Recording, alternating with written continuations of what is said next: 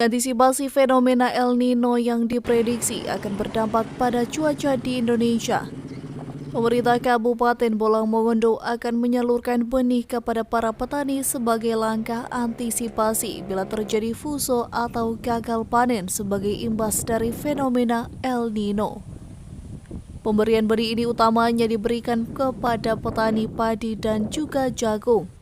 Mengingat Bolang Mongondo merupakan salah satu lumbung beras Sulawesi Utara.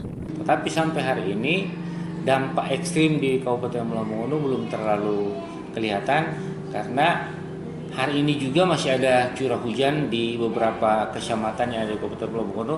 Namun kami dari pemerintah Kabupaten Bolang Mongondo sesuai dengan penyampaian Pak Bupati bahwa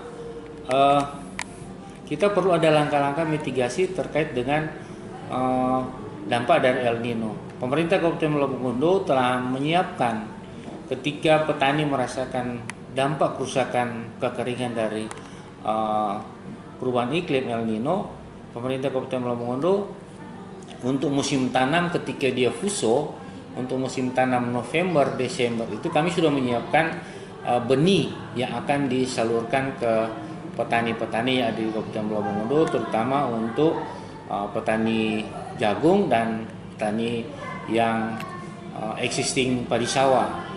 Diharapkan dari pemberian benih pada musim tanam berikutnya dapat menekan angka kerugian petani bila nanti terdampak fenomena El Nino. Dari Bolang Mongondo, tim liputan Kawanua TV melaporkan.